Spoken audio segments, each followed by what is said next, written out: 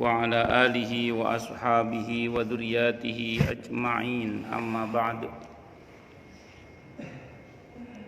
أشهد أن لا إله إلا الله وأشهد أن محمدا رسول الله وأفوض أمري إلى الله إن الله بصير بالعباد حسبي الله لا إله إلا هو عليه توكلت وهو رب العرش العظيم قال الله تعالى في كتابه الكريم حكاية عن نبي الله موسى عليه السلام رب اشرح لي صدري ويسر لي أمري wahlul 'uqdatam min lisani yafqahu qawli. Para alim, para asatidah, para bapak dan ibu sekalian, hafizoni wa hafizakumullah. Wabil khusus segenap pengurus Masjid Al-Aqwam Bintara Jaya Permai yang semoga pengurusnya dan jamaahnya selalu dalam naungan rahmat, barokah, perlindungan serta bimbingan Allah Subhanahu wa taala. Amin Allahumma amin. Masih melanjutkan kajian kita tentang kitab At-Tadhkirah karya Al-Imam Al-Qurtubi rahimahullah rahmatan wasi'atan wa rahimallahu ulama al-muslimin. Amin insyaallah.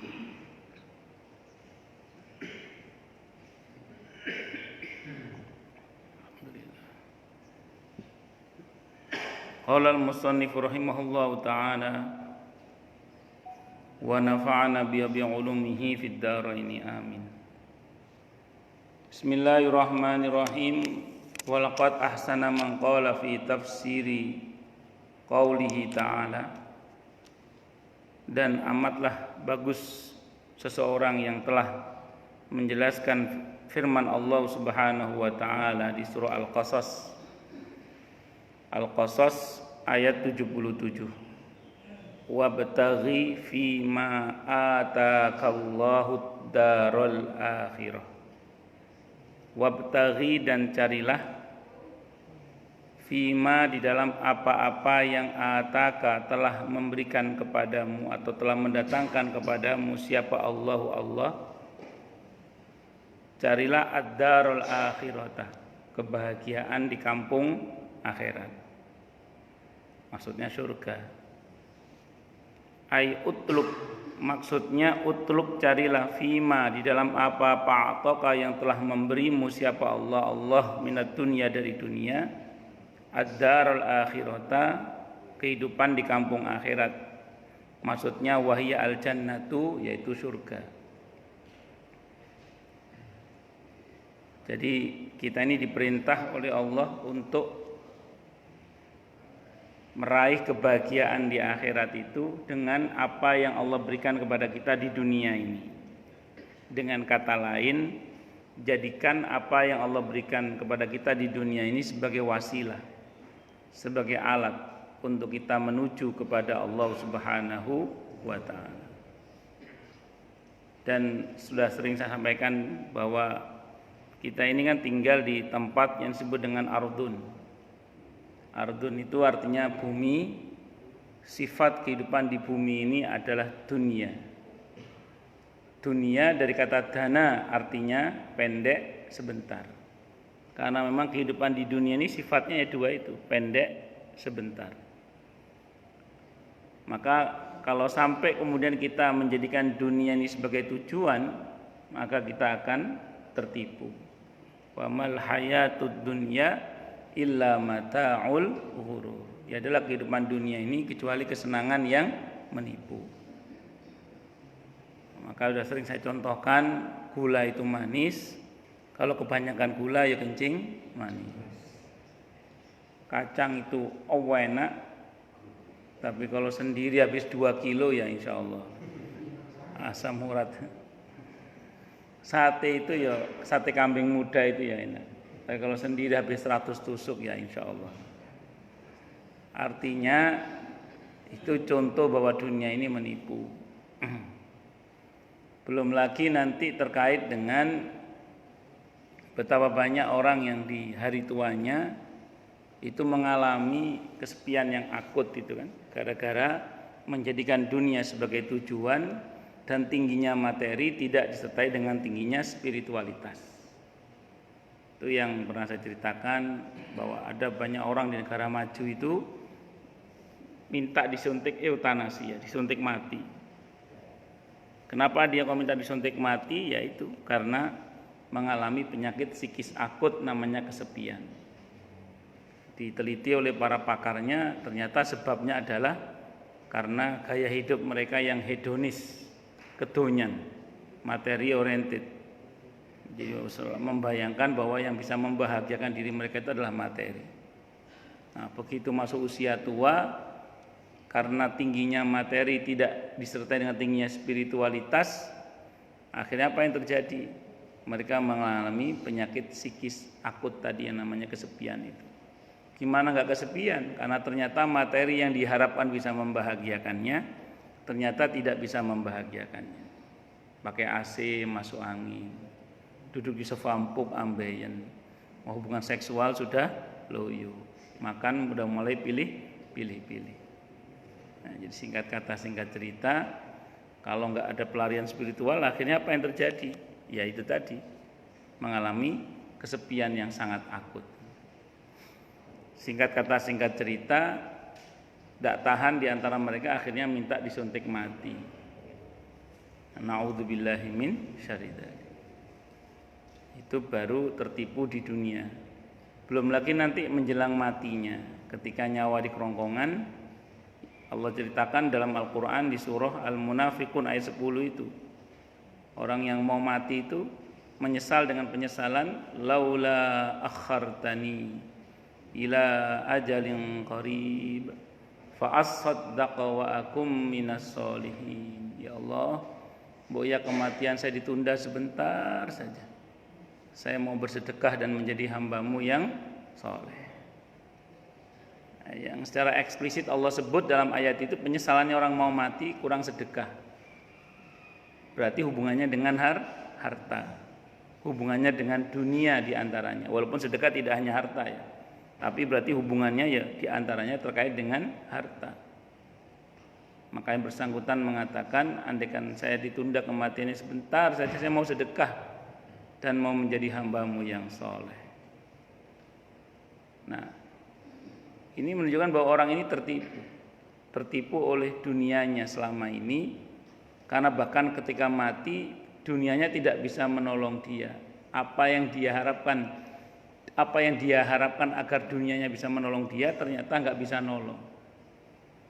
Dan dia baru menyadari bahwa yang bisa nolong dia itu pada saat menjelang kematiannya atau terutama saat setelah matinya, itu adalah harta-harta yang telah digunakan di jalan Allah. Makanya nyesel.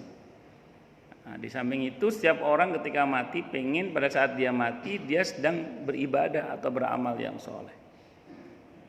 Nah, sementara tidak semua orang mati sedang beribadah kepada Allah. Tidak semua orang mati sedang sholat, tidak semua orang mati sedang saum, tidak semua orang mati sedang i'tikaf di masjid. Tapi setiap orang pasti ingin ketika dia mati dia sedang beribadah kepada Allah. Maka salah satu yang paling diharapkan, bukan paling tapi paling diharapkan adalah saking palingnya. Salah satu yang paling diharapkan adalah apa? Pada saat dia wafat, musola yang dia sembang lagi dipakai orang buat sholat, sehingga dia walaupun mati di atas kasurnya, diberi pahala yang sama seperti orang yang sedang sholat di musola atau di masjid yang telah dia sumbang. Mungkin dia wafat di atas ranjangnya, tapi ketika dia wafat, anak-anak yatim yang dia bantu lagi murojaah Al-Quran, sehingga dia dapat pahala yang sama dengan anak-anak yatim itu, yaitu sedang membaca Al-Quran.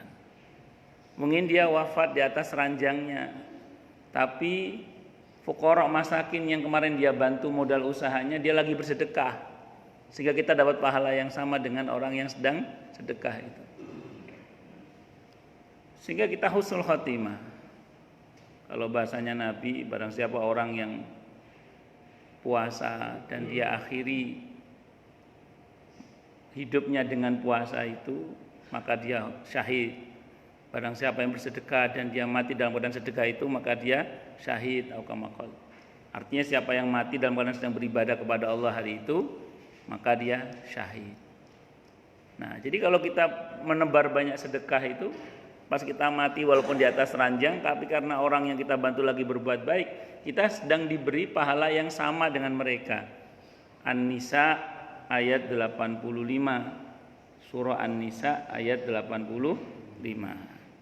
May yashfa' syafa'atan hasanatan yakul lahu nasibum minha. Siapa yang memberikan pertolongan yang baik, maka dia akan dapat pahala yang sama dengan yang ditolong.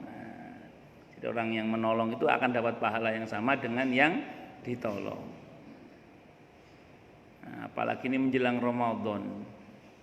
Saya sering bilang ke banyak jamaah itu, yang sering kalau mau ngasih satpam, merbot masjid, imam masjid, baju koko sama sarung menjelang lebaran biasanya ngasihnya. Saya sering bilang mulai sekarang dirubahlah menjelang Ramadan. Menjelang Ramadan. Ini saran saya. Kalau ada uangnya, kalau nggak ada ya tetap nunggu lebaran. Kenapa saya sarankan menjelang Ramadan? Karena kalau menjelang Syawal nanti baju itu dipakai pas lebaran. Lepas lebaran itu pahalanya udah biasa. Udah nggak luar biasa lagi pahalanya. Tapi kalau diberi sebelum Ramadan, apalagi sambil diwanti-wanti, pas satpam nanti buat tarawih ya. Ini kalau merbot insya Allah mesti tarawih lah. Ini merbot, ini buat tarawih ya, diwanti-wanti. Ustadz, kalau diberi menjelang Ramadan nanti Syawal minta lagi Ustadz. Jadi kasih lagi kalau ada. Kalau ada. Ini bukan apa-apa. Saya sering sampaikan di banyak tempat tuh gini. Kalau kita memberi sarung, mukena, baju koko, atau paling enggak nanti ada yang nambah koleksi mukenanya masjid, atau wakaf Al-Quran menjelang Ramadan, atau bayarin listriknya masjid. Nah, bayarin listriknya masjid ini lumayan ini. Sebanyak itu orang yang beribadah di masjid, kita dapat pahala yang sama. Sebanyak itu orang yang sujud di masjid ini, yang nyumbang listriknya masjid ini, Masya Allah. Bayar listriknya, airnya masjid menjelang Ramadan terutama, maksud saya. Setiap saat iya, menjelang Ramadan terutama ini. Ya Allah, ya Allah, ya Allah. Pas malam Qadar kita lagi mudik misalnya gitu. Bapak Ibu lagi mudik. Pas malam Qadar itu loh, Lailatul Qadar pas mudik. Pas mudik. Atau sebagian kita pas malam Qadar lagi tidur. Lagi tidur. Kita sedang tidur, masjid yang kita bayar listriknya orang iktikaf ramai di situ. Mungkin kita lagi mudik, merbot masjid yang kita kasih baju koko sama sarung lagi iktikaf di masjid, baca Quran. Kita mungkin sedang santai di rumah, tapi orang-orang yang kita bantu untuk beribadah kepada Allah dengan mudah di malam-malam Ramadan itu, mereka sedang beribadah kepada Allah. Pas malam Qadar, mereka dapat keutamaan malam Qadar. Kita yang bantu itu dapat, jangan salah. Diberi pahala dengan kelipatan khairun min alfi syahr. Tapi kalau saya ngomong gini jangan terus gini ya. Saya tak nyumbang banyak, saya itu tak santai-santai aja lah itu. Orang terawih kita nonton sinetron aja lah, jangan gitu. Tetap kita juga harus berusaha. Bahwa kemudian kita sudah berusaha kok. Namanya manusia kan kadang ya ada jebol-jebolnya juga. Nah, paling enggak tertutupi kekurangannya dengan apa? Dengan membantu sesama tadi itu. Allahu Akbar. Nah, itu ya diantara hal-hal yang perlu kita cermati terkait dengan masalah dunia ini. Jadi kita ini harus memanfaatkan dunia kita ini untuk kebahagiaan kita di akhirat. Makanya ketika ada orang yang berhaji orientasinya duniawi ansih, Allah tegur itu. Rabbana atina fid dunya wa ma lahu fil akhirati min khalaq. Mintanya dunia tok. akhirat nggak dapat. Nauzubillah min syarri dzalik. Ya seperti orang yang mengatakan, kata Allah dalam ayat itu, wa minhum may yaqulu rabbana atina fid dunya hasanah wa fil akhirati hasanah wa qina adzabannar. Dunianya dapat hasanah, akhiratnya juga hasanah. Semoga kita termasuk yang itu ya. Amin. Allahumma amin. Fa inna min haqqil mu'min, maka sesungguhnya termasuk hak seorang mukmin, maksudnya kewajiban seorang mukmin adalah ayasrifat dunia, adalah dia mendistribusikan dunianya maksudnya hartanya, jabatannya, kekuasaannya, ilmunya, waktunya, tenaganya, kesehatannya, fima yang fa'uhu fil akhirat, terkait dengan apa-apa, dalam apa-apa yang memberikan manfaat kepadanya di akhirat. Jadi kalau kita membelanjakan harta kita, hendaklah dibelanjakan di hal-hal yang bermanfaat untuk kita, tidak hanya dunia tapi juga akhirat. Nah, makanya seorang muslim itu mau berbuat apa saja yang dia pikir ini Allah ridho apa enggak, ini Allah suka apa enggak, ini Allah ridho apa tidak, Allah suka atau tidak. Kalau kita selalu berpikir begitu, insya Allah kita ini ujungnya itu akan di dalam proses dan ujungnya kita akan diridhoi oleh Allah Subhanahu wa taala. Allahu akbar. Karena kita ini, kalau bahasanya para ulama, kita ini abnaul ayyam. Kita ini anak-anaknya ayam. Ayam itu bentuk jamak dari yaum. Yaum itu hari. Kata para ulama, nahnu abnaul ayyam. Kita ini adalah anak-anaknya hari. Artinya apa? Kalau hari-hari kita isi dengan kebaikan-kebaikan, dengan kemuliaan-kemuliaan, maka kita akan dimuliakan oleh Allah. Tapi kalau hari-hari kita isi dengan kehinaan, maka kita akan terhina. Nauzubillahi minasyaitonir rajim. Nah, makanya kembali pada kitanya. Apakah kita akan mengisi hari-hari kita dengan kebaikan atau dengan keburukan, dengan kemuliaan atau dengan kehinaan. Semoga Allah berikan kita kemauan dan kemampuan untuk hidup di dalam keridhaan Allah Subhanahu wa taala. Amin Allahumma amin. Jadi hendaklah seorang mukmin itu mendistribusikan hartanya di dalam hal-hal yang terkait untuk dirinya yang bermanfaat di akhirat nanti.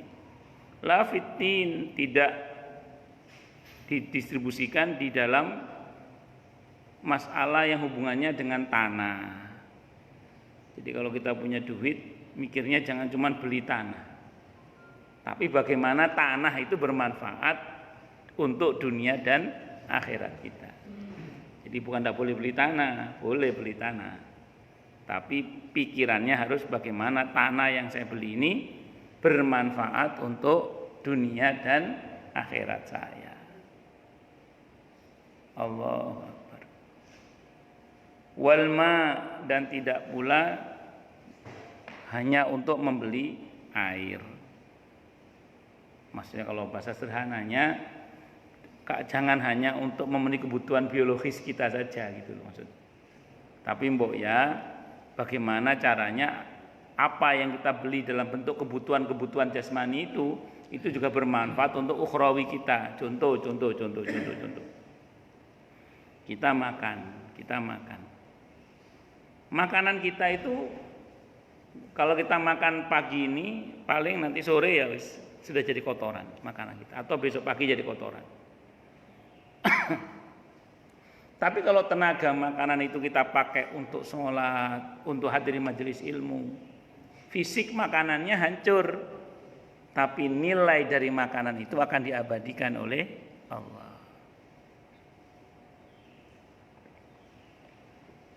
Jadi fisik makanannya hancur, tapi nilai dari makanan itu akan diabadikan oleh Allah. Nah, ya kayak baju ini loh. Baju yang kita pakai ini cepat atau lambat atau akan usang baju ini, cepat atau lambat. Tapi karena kita pakai untuk nutup aurat, kita pakai untuk hadir di majelis ilmu, kita pakai buat sholat, maka nilai dari baju ini akan diabadikan oleh Allah. Nilainya itu. Nah, jadi jangan cuma dipakai untuk memenuhi kebutuhan duniawi ansih, tapi bagaimana kemudian dunia kita ini juga bermanfaat untuk akhirat kita. Apalagi digunakan harta itu untuk watajabburi, menindas, tidak boleh. Mentang-mentang duit banyak terus dipakai untuk mendolimi orang lain. Wal baghi, dan tidak pula dipakai untuk perbuatan-perbuatan dosa. Nah, kenapa? Karena sesungguhnya orang yang berbuat dolim dengan hartanya itu, dia sebenarnya sedang berbuat dolim pada diri mereka sendiri. Jadi orang yang berbuat dolim dengan hartanya, dengan dirinya kepada orang lain, kesannya aja dia jahat pada orang lain, padahal sebenarnya dia sedang jahat pada dirinya sendiri. Saya ulang ya, orang yang berbuat dolim pada orang lain dengan kekuasaannya, dengan hartanya, dengan jabatannya, dengan apa yang dia miliki di dunia ini, sesungguhnya dia sedang berbuat dolim pada diri mereka sendiri. Itu yang dibilang oleh Abu Lais As-Samarqandi rahimahullah rahmatan wasi'atan dalam kitabnya Tanbihul Ghafilin, ketika mengutip pernyataan Sayyidina Ali bin Abi Thalib radhiyallahu anhu. Apa kata beliau? Beliau mengatakan, ma ahsantu ila ahadin wa ma asa'tu ilaihi, li'anna Allah yaqul man amila salihan falinafsihi wa man asa'a fa'alaiha.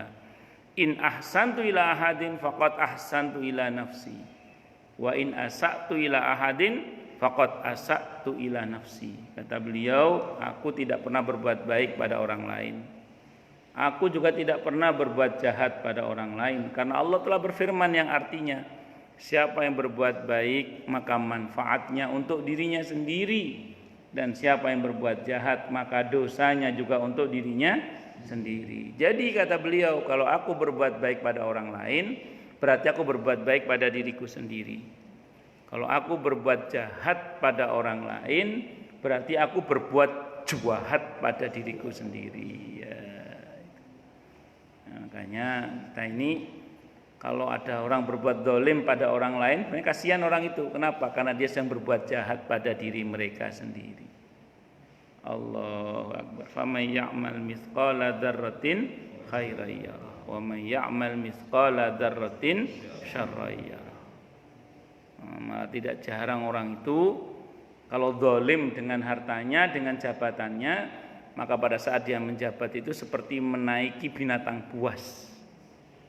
Jadi orang yang zalim dengan jabatannya, berbuat zalim dengan jabatannya pada orang lain itu seperti orang yang menaiki binatang buas.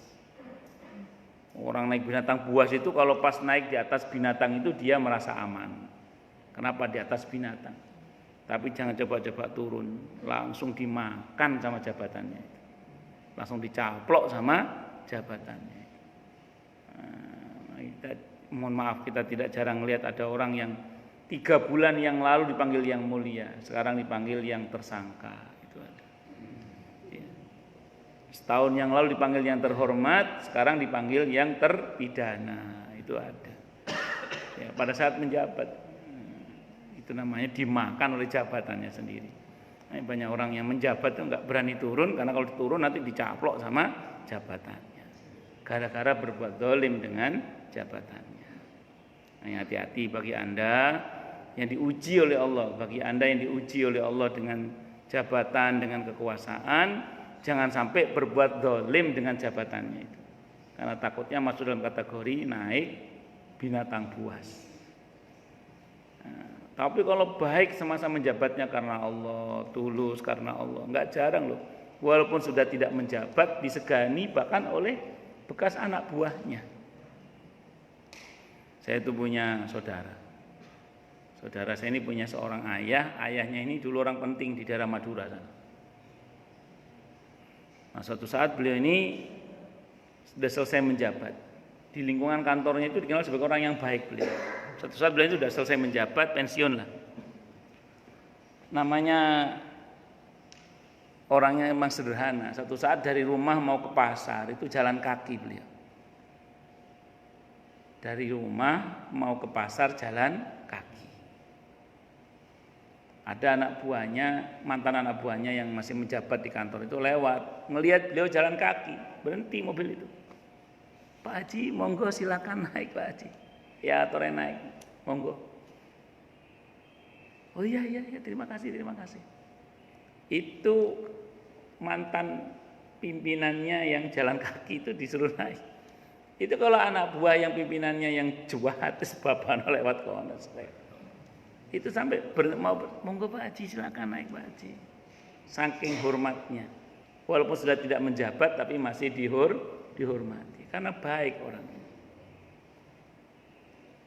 Orang Madura itu saking cintanya sama Pak Nur Panji itu dulu namanya Pak yang Gubernur Jawa Timur dulu kan namanya Pak Nur Panji itu ya, Pak Nur. Kalau ditanya itu kan, siapa Gubernur Jawa Timur? Pak Nur. Bukan, sekarang bukan Pak Nur lagi, sudah Basofi Sudirman. Loh, Basofi itu penggantinya katanya. Gubernurnya tetap Pak Nur. Iya, Basofi Sudirman itu hanya penggantinya. Orang Madura kan gitu, orang Madura. Ya sama dengan kalau tanya Presiden Indonesia siapa? Gus Dur. Presiden Indonesia itu Gus Dur. Sekarang SBY itu penggantinya SBY itu. Kalau tanya teman saya itu dulu saya masih mahasiswa saat itu di sensus kan di kampung-kampung itu di sini penduduknya berapa Pak? Islamnya berapa? Non Muslimnya berapa? Oh Islamnya di sini 90% deh. Di sini Islamnya berapa? 90%. Yang 10%? Yang 10% itu Muhammadiyah katanya. Oh no era. Itu pas saya masih zaman kuliah dulu. Jadi kan dulu ada tugas KKN itu kan, tugas ke daerah. Nah, itu tanya di sensus kan kita mau dakwah kan. Di sini penduduknya muslimnya berapa, non muslimnya berapa. Di sini muslimnya 90%. 90% muslimnya. Terus yang 10% Muhammadiyah katanya. Maksudnya itu ya begitulah. Oh, lanjut. Nah, faka'annahum maka seolah-olah mereka mengatakan qalu faka'annahum qalu maka seolah-olah mereka mengatakan la tansa'annaka tatruka jami'a malika illa nasibaka alladhi huwal kafan. Maksudnya jangan kamu lupa maksudnya. Annaka basungnya engkau tatruk annaka sungguhnya engkau tatruku akan meninggalkan jami'a malika taruka yatruku akan meninggalkan seluruh hartamu illa nasibaka ladhi wa al-kafan kecuali yang tinggal bagian kamu saja yaitu kain kafan. Yang secara fisik semua harta akan kita tinggalkan kecuali kain kafan. Kalau secara batin semua yang kita gunakan di jalan kebaikan itu bermanfaat bagi kita. Jadi yang dimaksud dalam Al-Qur'an yauma la yanfa'u malu wala banun. Pada hari di mana harta dan anak-anak tidak bermanfaat, itu maksudnya harta yang tidak digunakan di jalan Allah dan anak-anak yang tidak saleh. Tapi kalau anak itu saleh, harta kita dipakai di jalan kebaikan yang diridhai oleh Allah, harta itu bermanfaat banget. Faslun ay hadza faslun. Wa qauluhu alaihi salatu wassalam sampai jam berapa tadi Pak lupa saya? Jam 6 kurang seperempat baru tanya jawab gitu maksudnya ya. Boleh. Nah, takutnya nanti Faslun ay hadza faslun. Wa qauluhu alaihi salatu wassalam dan adapun sabda Nabi kita Muhammad sallallahu alaihi wasallam al-kayyisu man dana nafsah. Orang yang cerdas menurut Nabi ini, orang yang bisa menaklukkan nafsunya. Dana hasiba maksudnya menaklukkan. Wakila dan ada yang mengatakan dalla maksudnya bisa merendahkan, menghinakan nafsunya. Qala Abu Ubaid berkata siapa Abu Ubaid dana nafsahu maksudnya bisa merendahkan atau menghinakan nafsunya ay adallaha wasta'bada dan bisa memperbudak nafsunya. Jadi orang yang cerdas itu menurut Nabi dalam kitab ini adalah orang yang bisa mengendalikan hawa nafsunya. Di dalam diri kita ini sepaket ya, ada nafsu dan syahwat, tapi juga ada akal sehat. Jadi ada akal sehat, ada nafsu dan syahwat. Jadi ada akal sehat, ada nafsu dan syahwat. Ini paket manusia ini. Kalau bahasa Qur'annya fa'alhamaha fujuraha wa taqwaha. Jadi manusia itu memang oleh Allah diberi dua kecenderungan. Kecenderungan untuk berbuat tidak baik, tapi juga ada kecenderungan untuk berbuat takwa. Nah, tugas kita menaklukkan yang nafsu dan syahwat ini, tugas kita. Karena nafsu dan syahwat ini nggak bisa dihapus, nggak bisa dibunuh, nggak bisa dihilangkan, nggak bisa. Kata para ulama, nafsu dan syahwat itu nggak bisa dihilangkan, nggak bisa dihapus. Karena itu bagian dari diri kita. Nah, kalau diliarkan juga bahaya. Jadi nafsu dan syahwat itu kalau diliarkan bahaya. Kalau bahasanya Imam Al-Bushiri rahimahullah rahmatan wasi'atan, Muhammad Al-Bushiri rahimahullah rahmatan wasi'atan, beliau mengatakan an-nafsu katifli. Nafsu itu kayak anak kecil. Anak kecil. Anak kecil itu gimana anak kecil? Anak kecil itu kalau dituruti itu ujungnya nggak bagus. Karena maunya itu enak tok. Tapi ujungnya itu nggak bagus. Anak kecil itu. Kalau nggak percaya karakternya nafsu ini, coba nanti sekali waktu anak atau cucu Anda yang usianya baru TKB atau kelas 1 SD lah. Coba dibawa ke perumpung atau pasar gembrong. Semua yang dia mau turuti. Coba. Itu insya Allah 1 jam 10 juta habis itu. Iya. 1 jam 10 juta habis insya Allah. Anda belikan semua. Kalau itu makanan-makanan apa. Coba belikan semuanya. Begitu dibelikan semuanya, apakah dipakai semua? Enggak. Kalau makanan apakah dimakan semua? Enggak. Nafsu itu gitu. Nafsu maunya itu banyak, maunya itu. Dan dia tidak pernah memperhitungkan madarat buat dirinya. Yang penting enak. Itu nafsu. Dan nafsu itu kadang tidak paham mana yang lebih penting. Karena yang penting enaknya tadi itu. Jadi bukan bagaimana benarnya, tapi bagaimana enaknya. Itu nafsu. Ada 2 orang anak kecil berebut permen. Yang namanya anak kecil rebutannya apa? Permen. Ada seorang ibu melerai. Udah jangan berantem. Ini mama kasih kertas. Gak usah berantem, mama kasih kertas. Tapi tidak mau anak kecil itu. Tetap berantem, memperebutkan permen itu. Dikasih kertas itu tidak mau. Maunya berantem. Ngerebutan apa? Permen. Padahal kertas itu ternyata kertas cek. Yang isinya uang bisa beli pabrik permen. Tapi anak ini nggak paham, nggak ngerti nilainya kertas tadi itu. Dia taunya permen itu enak. Dia taunya permen, rebutannya ya permen. Anak kecil itu gitu, nggak paham mana yang lebih baik. Dia taunya ini ada transaksi perdagangan yang menggiurkan. Dipanggil sholat oleh Allah, as-sholatu khairum minan naum, atau dipanggil untuk hayya 'alas sholat, itu lebih memilih yang itu. Padahal Allah udah bilang Allah itu khairur raziqin. Nafsu itu gitu, lebih milih yang ecek-ecek daripada yang lebih. Padahal Allah udah bilang itu lebih baik. Ya begini-begini enak ngomongnya aja, prakteknya kadang ya sulit pakai dan.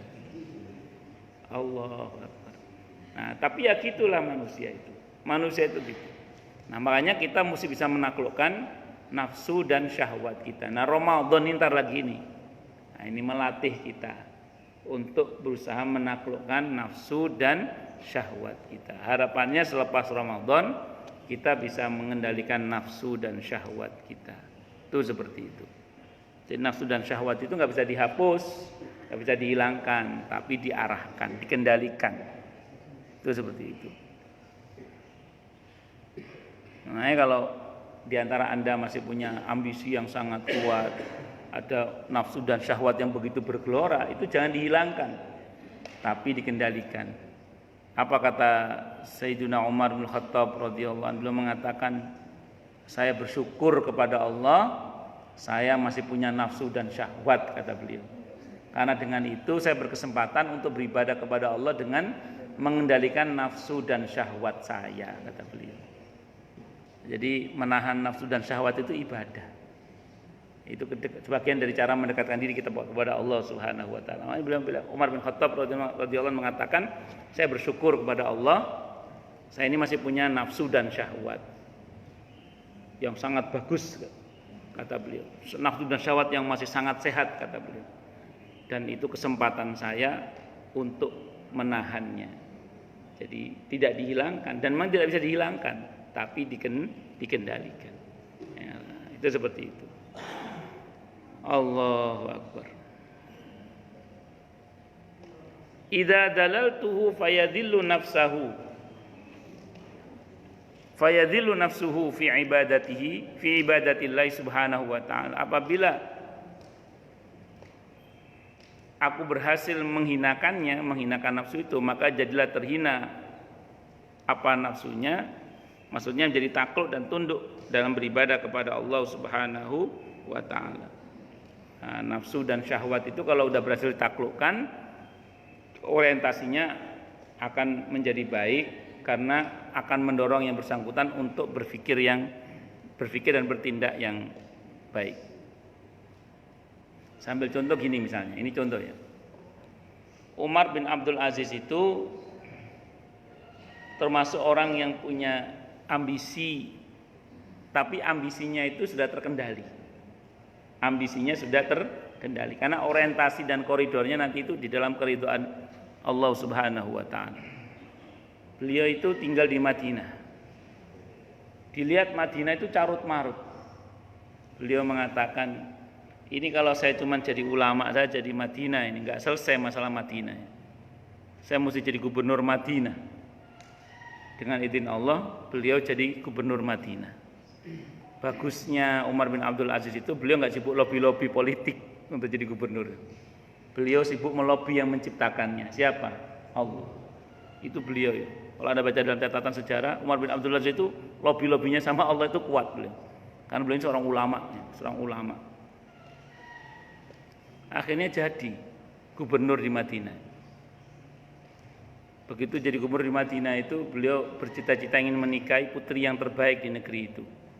Kata orang-orang, ya putri yang terbaik ya putri raja saat itu. Akhirnya beliau melamar putri raja itu, dengan izin Allah diterima, suruh milih di antara 4 putri raja yang ada saat itu. Beliau pilih 1. Nah terus begitu nikah dengan putri raja, karena sering mondar-mandir ke, namanya mantunya raja kan, sering mondar-mandir ke istana, melihat carut-marut daulah Bani Umayyah, beliau mengatakan, saya harus jadi khalifah. Kalau cuma jadi gubernur Madinah, menyelesaikan carut-marutnya daulah Bani Umayyah yang luasnya itu mencapai 3 benua, tidak mungkin. Kalau saya nggak jadi khalifah ini tidak mungkin. Maka saya harus jadi khalifah. Nah saat itu kan sistemnya kan sistem kerajaan. Sistem kerajaan itu tidak mungkin mantu jadi raja, itu nggak mungkin. Apalagi saat itu sudah ada 2 kandidat putra mahkota. Jadi zaman Umar bin Abdul Aziz itu sudah ada 2 orang kandidat putra mahkota. Beliau ini hanya menantu. Kalau menurut teori nggak mungkin jadi raja, itu nggak mungkin jadi raja kalau menurut teori. Tapi lobby-lobbynya sama Allah itu luar biasa beliau itu. Betul-betul tidak ada ngelobi mertuanya, itu tidak ada sama sekali. Dalam catatan sejarah, ngerayu mertuanya, ngerayu orang dekatnya mertuanya itu tidak ada. Ngerayu istrinya untuk merayu orang tuanya tidak ada. Mengusung kekuatan politik untuk supaya mendukung dia tidak ada. Umar bin Abdul Aziz tidak ada. Beliau itu betul-betul lobby-lobbynya sama Allah langsung. Dan tentu dibuktikan menjadi pemimpin yang baik ya. Itu beliau. Itu di Madinah. Saya cerita Madinah. Saya nggak cerita Indonesia, saya cerita Madinah. Nah, di Madinah itu kemudian menjelang wafatnya mertuanya, ini takdir Allah, ini masya Allah. Kalau Allah berkehendak seseorang itu menjadi raja, ya jadi. Akhirnya menjelang matinya penasihatnya itu ngomong, wahai raja, kalau wahai sultan, wahai khalifah, kalau anda ingin anda meninggal mendapatkan pahala yang besar, tulis wasiat bahwa pengganti anda adalah menantu anda. Siapa? Umar bin Abdul Aziz. Raja menjelang meninggal nulis wasiat bahwa pengganti saya sepeninggal saya adalah menantu saya, Umar bin Abdul Aziz. Menantu, menurut teori nggak mungkin jadi khalifah. Tapi kalau Allah berkehendak, tidak ada yang tidak mungkin. Jadi khalifah. Begitu jadi khalifah hanya dalam waktu 29 bulan. Dengan izin Allah, semua persoalan di Daulah Bani Umayyah selesai. Dengan izin Allah selesai hanya dalam waktu 29 bulan. Beliau setelah mencapai puncak kejayaannya sebagai khalifah, apa kata beliau? Dulu aku ingin jadi gubernur, Allah kabulkan jadi gubernur. Aku ingin menikahi putri raja, Allah kabulkan aku menikahi putri raja. Sekarang aku sudah jadi raja dan sudah selesai tugas saya, memaslahatkan umatnya. Kata beliau apa? Ambisi terakhir saya sekarang adalah menghadap Allah Subhanahu wa ta'ala. Jadi orang baik itu gitu, ambisi terakhirnya apa? Nah, menghadap Allah Subhanahu wa ta'ala. Nggak mau ngapain lagi? Sudah sempurna semuanya. Nah, yang tersisa adalah menghadap kepada Allah Subhanahu wa ta'ala. Soge we soge, bojo yo wayu, raja pisan, ulama besar Umar bin Abdul Aziz. Maka beliau akhirnya nggak lama setelah itu wafat beliau. Itu seperti itu. Allahu Akbar. Nah, jadi ini nafsunya udah takluk dan tunduk untuk apa? Untuk dibuat hidup di dalam ketaatan kepada Allah Subhanahu wa ta'ala. Wallahu a'lam bishawab. Baik, silakan yang mau tanya, protes, marah boleh. Silakan. Masalah itu masalah yang lain boleh. Silakan. Monggo. Pak. Waalaikumsalam warahmatullahi wabarakatuh. Nggih, Pak. Ketentuan memandikan jenazah itu berapa jam sebelum dimakamkan? Terima kasih. Assalamualaikum warahmatullahi wabarakatuh. Termasuk yang disyariatkan dalam Islam untuk disegerakan adalah merawat jenazah. Jadi kalau Bapak nanya berapa jam sebelumnya, sependek yang saya ketahui sih nggak ada ketentuan berapa jam sebelumnya, tapi memang sesegera mungkin. Jadi saya ulang ya, termasuk yang disyariatkan dalam Islam untuk disegerakan diantaranya adalah perawatan jenazah. Jadi kalau Bapak nanya berapa jam ketentuannya, sependek yang saya ketahui tidak ada ketentuan berapa jamnya, akan tetapi memang disyariatkan untuk disegerakan itu aja.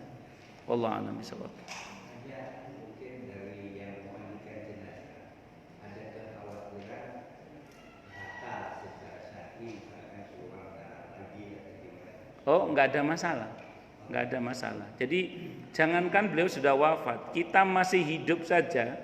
Orang beser itu orang beser ya. Orang beser itu tetap tidak membatalkan wudhunya karena dimaafkan. Apalagi orang meninggal dunia, nggak ada masalah. Misalnya saya mohon maaf ya, udah dibersihkan perutnya nih, terus dimandikan, udah bersih. Tapi kan namanya manusia, klepnya kan wis dol. Orang kalau mati kan klepnya udah dol. Maaf ya kan itu kan keluar, isi perut kan keluar semua kadang. Udah berusaha dikeluarkan, kadang-kadang masih keluar juga kan itu. Nah itu tidak membatalkan. Ya kayak orang masih hidup, orang beser itu loh.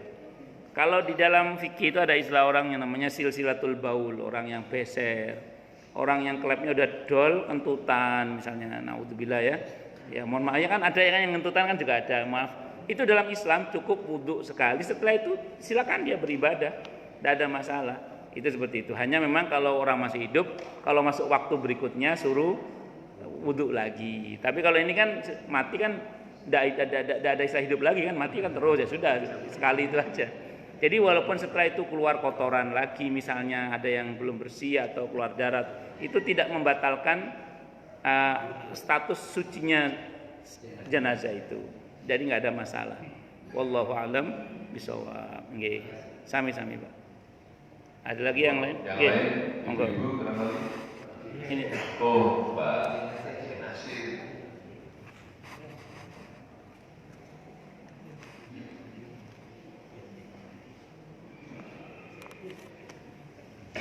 Bismillahirrahmanirrahim. Assalamualaikum warahmatullahi wabarakatuh. Waalaikumsalam warahmatullahi Terima kasih Pak Ustaz kajiannya. Tadi Pak Ustaz mengatakan kalau lagi berkuasa itu jangan bersifat zalim. Nah, yang saya ingin tanyakan, batasan atau ukuran zalim itu bagaimana? Seperti contohnya pemerintah pusat itu betul membangun jalan tol. Betul membangun jalan tol. Pokoknya kalaupun disarankan begini-begini, pokoknya jalan tol jadi. Biayanya berapa tidak peduli. Walaupun rugi, kayak umpamanya RRT di Palembang. Sekarang itu hasilnya cuma 1 miliar, biayanya 10 miliar. Nah, apakah ini satu kezaliman atau bukan? Umpamanya raja di Jogja, pokoknya saya berkuasa, tidak boleh dia bikin jalan tol. Nah, yang zalim yang mana? Yang tidak boleh bikin jalan tol ini, atau yang boleh bikin jalan tol? Nah, ini kalau ada pejabat, namanya dia pokoknya uangnya banyak. Saya maunya gini, orang lain saran apapun nggak mau dengar gitu. Nah, ini termasuk zalim apa enggak? Nah, ini sekitar ini aja, Pak. Mana ukuran, saya ingin tahu ukuran zalim itu yang kayak apa sih? Kan kalau umumnya sekarang kan kita dengar kalau zalim itu berbuat menindas orang lain. Nah, ini sudah masuk zalim apa enggak? Terima kasih. Maaf. Assalamualaikum warahmatullahi wabarakatuh. Zalim itu dari kata zulmun. Zulmun itu artinya yang pertama gelap. Karena biasanya orang yang zalim itu, orang yang berbuat zalim itu orang yang gelap akal sehatnya. Jadi biasanya orang yang zalim itu adalah orang yang gelap akal sehatnya. Misalnya dia gelap akal sehatnya sampai lupa kalau dia adalah seorang suami bagi istrinya. Orang yang lupa bahwa dia suami bagi istrinya, dia kan cenderung berbuat zalim kepada istrinya. Demikian juga orang tua kepada anak. Kalau akal sehatnya gelap, dia bisa lupa bahwa dia adalah orang tua bagi anaknya atau anak bagi orang tuanya. Jadi kebanyakan orang yang zalim itu karena akal sehatnya gelap. Akal sehatnya gelap sehingga dia lupa bahwa dia adalah misalnya orang tua bagi anaknya, anak bagi orang tuanya, istri bagi suaminya, suami bagi istrinya. Sehingga kalau namanya akal sehatnya gelap, kebijakannya sebagai seorang suami pun akhirnya bukannya mensejahterakan istri, tapi malah menjadikan istri itu sebagai jongos. Nah, jongos itu pembantu. Kebijakan orang tua bukannya mensejahterakan anak, tapi malah menyengsarakan anak. Kenapa? Karena dia lupa bahwa dia adalah orang tua bagi anaknya. Zalim itu gitu, Pak, diantaranya. Nah, anak masih TK berbuat nakal pada orang tuanya. Orang tua yang zalim karena dia lupa dia orang tuanya, dia akan mengatakan saya akan lawan. Misalnya gitu. Loh, anak kok dilawan? Anaknya sendiri kok dilawan. Saya ngomong orang tua loh. Saya ngomong orang tua. Saya nggak ngomong siapa. Saya ngomong orang tua loh. Jangan. Jadi masa anaknya dilawan? Anak masih TK, anak masih SD, masa dilawan? Kalau saya malu. Kalau saya. Jadi orang yang zalim itu akal sehatnya gelap, Pak. Akal sehatnya gelap. Dia lupa bahwa dia orang tua bagi anaknya. Lupa bahwa dia anak bagi orang tuanya. Ya, sehingga karena gelap ya tadi akhirnya sebagai kepala rumah tangga kebijakannya alih-alih mensejahterakan rumah tangganya malah menekan atau menyengsarakan anggota keluarganya. Itu contoh yang sederhana. Nah, terus kemudian yang kedua, zalim itu dari kata zulmun juga artinya meletakkan sesuatu tidak pada tempatnya. Meletakkan sesuatu tidak pada tempatnya. Ya, saya mohon maaf nih misalnya. Ini mohon maaf misalnya. Sini ke Sumber Arta kan tidak butuh rel kereta api, Pak. Ya mosok saya karena sebagai seorang RW misalnya, saya punya kebijakan pokoknya untuk ke Sumber Arta mesti dibangun rel kereta ini. Akhirnya yang saya bangun ya sia-sia, kan gitu, Pak. Nah, itu namanya saya telah meletakkan sesuatu tidak pada tempatnya. Saya ngomong RW loh ya, saya ngomong RW di sini misalnya. Nah, jadi dari sini apa yang namanya Bintara Jaya Permai menuju kemana, Pak? Ke Sumber Arta. Saya punya kebijakan pokoknya harus dibangun rel kereta api sana itu. Lo ongkos beli keretanya berapa, bangun relnya berapa, keuntungannya berapa, yang mau pakai ya siapa? Wong cuman ke lagi itu kadang nggak dihitung. Nah, berarti itu namanya meletakkan sesuatu tidak pada tempatnya. Harusnya kan kalau orang yang tidak dolim kan bikinnya gini, Pak. Di sini memang butuh nggak? Seberapa maksimal keberadaannya ini bermanfaat bagi masyarakat setempat. Nah, itu kenapa kemudian di negeri sebelah itu ada yang ngeritik kan, kemudian dan seterusnya itu. Itu seperti itu.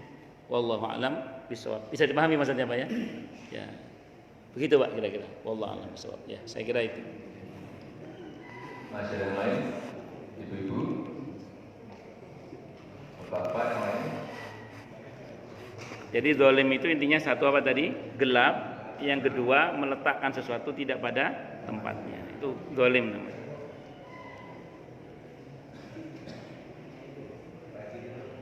Oh, Pak Haji dulu. Terakhir nih. Terima kasih. Assalamualaikum warahmatullahi wabarakatuh. Salam. Pak Ustaz, pada saat dulu Nabi Ibrahim meminta kepada Allah, sebetulnya beliau juga pasti sudah yakin ini hanya untuk mungkin pembuktian bahwa Allah bisa menghadirkan orang yang sudah mati. Caranya adalah Allah suruh Nabi Ibrahim memotong burung dara dan kemudian dipecah di beberapa titik dengan lalu panggil hidup lagi artinya si burung itu datang menghadap ke Nabi Ibrahim sebagaimana sebelum dia dipotong. Berarti burung itu adalah burung yang sebelum dipotong, artinya yang burung. Nah, kalau dengan manusia Ustaz, Allah berikan kembali pada saat Hari kebangkitan. Hari pengadilan.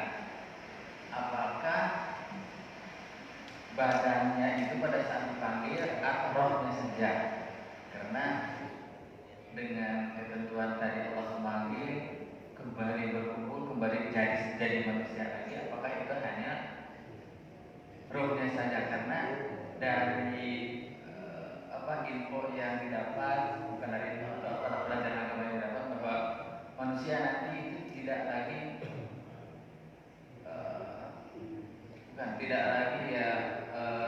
mohon maaf, kotoran, segala macam begitu. Nah, apakah kalau toh itu terjadi, apakah badan kita yang dulu atau badan kita baru? Assalamualaikum warahmatullahi Salam. Pada hari kebangkitan nanti manusia itu punya badan yang baru. Memang badan yang baru ini didesain oleh Allah untuk tidak, kalau yang masuk surga ya nggak perlu kencing, nggak perlu pup, nggak perlu pup. Nah, itu di dunia sudah ada contohnya, itu di dunia sudah ada contohnya, makan dan minum tapi nggak pup dan nggak pipis. Bayi dalam kandungan, kalau sampai bayi dalam kandungan pup atau pipis berarti dia stres. Iya, kata dokter itu gitu. Saya pernah nanya ke dokter itu gitu. Jadi istilah ketuban kotor itu, ini bukan kata saya, kata dokter saat istri saya hamil saya nanya. Istilah ketuban kotor itu biasanya, mohon maaf ya, jadi bayi dalam perut itu stres. Karena stres sehingga dia ngeluarin kotoran dari dubur atau dari kubulnya sehingga kotor ketuban itu. Makanya ibu yang sedang hamil sebisa mungkin jangan dibuat stres. Nah, tapi kalau selama tidak stres dalam kondisi yang normal dan umumnya normal sih masya Allah ya. Nah, itu kondisi bayi itu walaupun makan dan minum, tapi mereka tidak mohon maaf tidak pup ya, tidak piscur, gitu Pak. Nah itu di dunia aja udah bisa kayak gitu Pak, desain fisiknya oleh Allah. Apalagi nanti di akhirat. Jadi kita semua Pak nanti di akhirat punya fisik baru. Hanya bedanya gini Pak. Nah, ini bedanya. Kalau fisik kita yang sekarang ini dibentuk oleh Allah berdasar informasi genetika kedua orang tua kita. Nah, kalau fisik kita nanti di akhirat itu dibentuk oleh Allah di yaumul ba'ats, dibentuk oleh Allah berdasar informasi amal kita. Kalau bahasa Al-Qur'annya yauma idzi yasdurun nasu ashtatan liyurau a'malahum. Pada hari di mana manusia itu mereka itu akan dibangkitkan, dikeluarkan oleh Allah dari kubur-kubur mereka dengan bentuk badan yang ashtata. Ashtata itu bentuk jamak dari kata syatta. Syatta itu artinya macam-macam. Lah ini jamak ashtata berarti macam-macam. Liyurau a'malahum, agar diperlihatkan kepada mereka amal-amal mereka. Jadi dengan dibangkitkan itu dengan bentuk yang bermacam-macam itu dalam rangka untuk Allah menunjukkan kepada mereka dulu kelakuan mereka kayak apa. Yang kelakuannya kayak tikus, ya wajahnya kayak tikus. Yang kelakuannya kayak monyet, ya nanti bentuk badannya ya kayak monyet. Yang kelakuannya kayak babi, ya nanti badannya ya mirip babi. Bahkan secara eksplisit dalam Al-Quran itu ada kata-kata wujuhu yauma idzin na'imah. Nanti ada orang yang dibangkitkan wajahnya sumringah Pak, ceria, bahagia wajahnya itu. Kata Allah lisa'iha radiyah. Karena dulu semasa hidupnya dia banyak berbuat sesuatu yang selalu merasa puas, hidupnya itu selalu merasa puas, bersyukur. Jadi orang yang selalu merasa bersyukur nanti bangkit dalam keadaan senyum, sumringah, sumeh, bukan siomeng, sumeh. Itu orang kalau nanti kalau hidupnya sering bersyukur pada Allah. Tapi juga ada yang wujuhu yauma idzin khasyi'ah, amilatun nasibah. Mudablek ya akhirnya lecek, umel dan bahkan yang secara eksplisit juga Allah ceritakan dalam Al-Qur'an itu surah Toha. Surah Toha ayat 124 sampai 126 itu Pak.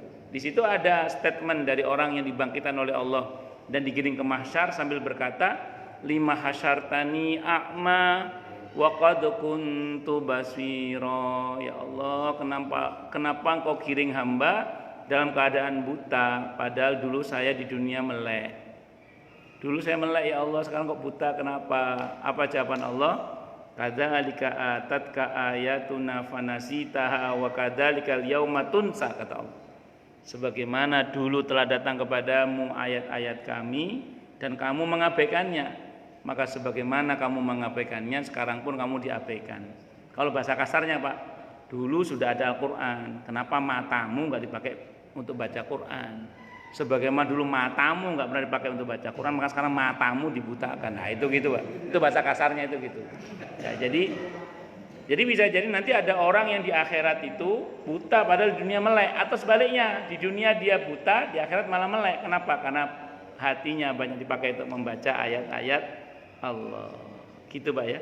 Jadi kita punya fisik yang baru Pak nanti, Pak. Tapi fisik kita bedanya kalau sekarang dibentuk berdasar informasi genetika kedua orang tua kita. Kalau nanti dibentuk berdasar informasi amal kita. Kenapa Pak?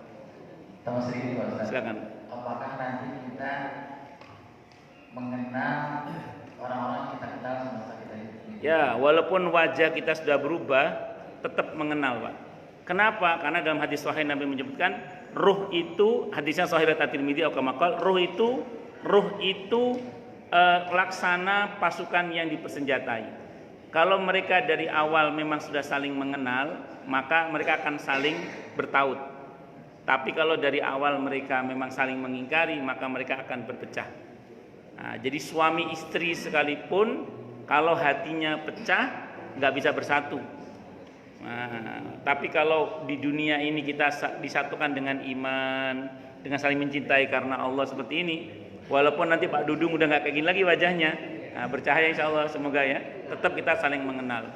Jadi nanti gini, suami istri kan nanti masuk surga kan bareng-bareng tuh, kan wajahnya udah berubah wajahnya. Jadi terus nggak pakai terus, misalnya mohon maaf ya, kalau menurut informasi Al-Quran kan, kalau suami istri masuk surga, istri masuk surga terlebih dahulu, baru suami nyusul.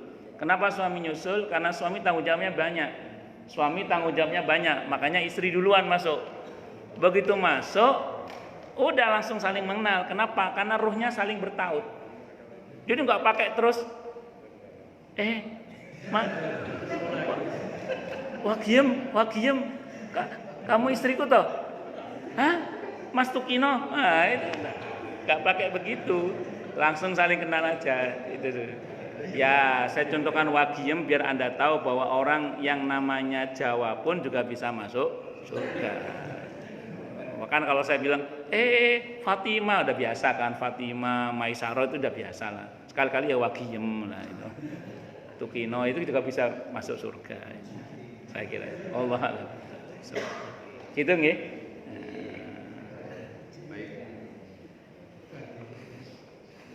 Terima kasih kepada Pak Ustadz di Muhammad MMA yang telah memberikan kajian kepada kita yang berkaitan dengan kematian. Semoga apa yang sudah disampaikan kita bisa mengambil hikmahnya. Paling tidak pagi hari ini kita bisa